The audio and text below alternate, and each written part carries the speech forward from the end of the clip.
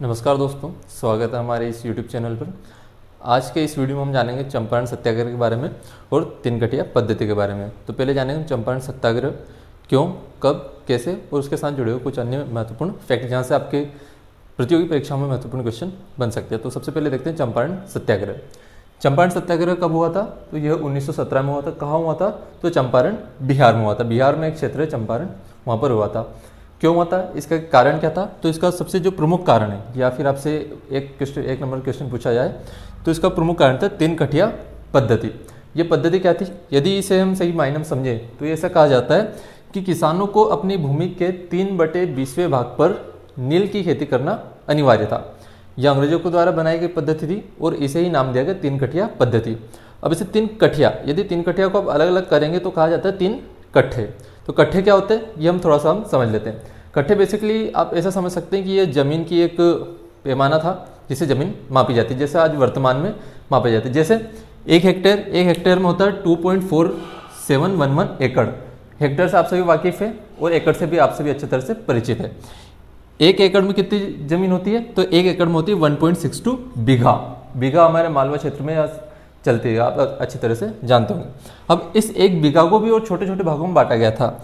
एक बीघा में होते थे 20 कट्ठे, 20 कट्ठे, और इन्हीं 20 कट्ठों में से 3 कट्ठों पर नील की खेती करना जरूरी हो गया था। किसके लिए? भारतीय किसानों के लिए। कि ये ऐसा किसने कहा था?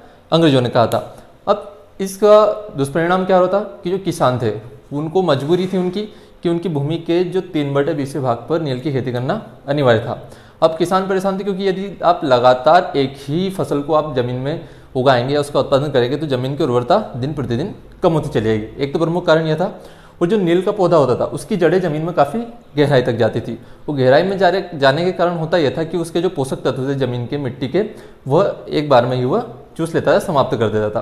तो इससे जमीन की जो उर्वरक क्षमता थी वह भी समाप्त हो रही थी, वो जो किसानों के सामने एक बड़ी समस्या थी।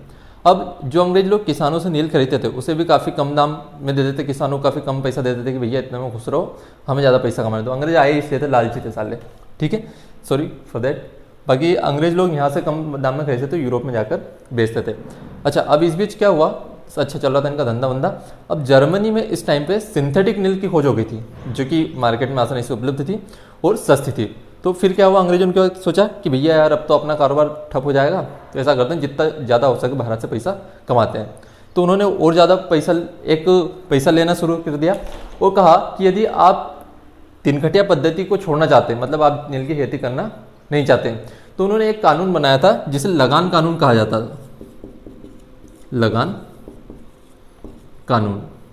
अच्छा, लगान कानून का मतलब क्या होता था? लगान कानून का मतलब यह था कि आप 3/भाग पर खेती मत करो, लेकिन हम आपकी ज़मीन पर हमारे द्वारा मनमाना टैक्स लगाएंगे। बेचारे किसान करे क्या? या तो नील की खेती करे, मनमाना टैक्स दे, वो दोनों में ही नहीं दे सकता था, ठीक है। तो ये प्रमुख कारण था चंपारण सत्याग्रह का। अब चंपारण सत्याग्रह में एंट्री होती है महात्मा गांधी की। यहाँ से बहुत महत्वपूर्ण क्वेश्चन बनता है कि महात्मा गांधी किसके कहने पर चंपारण गए थे? तो वो प्रमुख व्यक्ति थे भैया राजकुमार शुक्ल।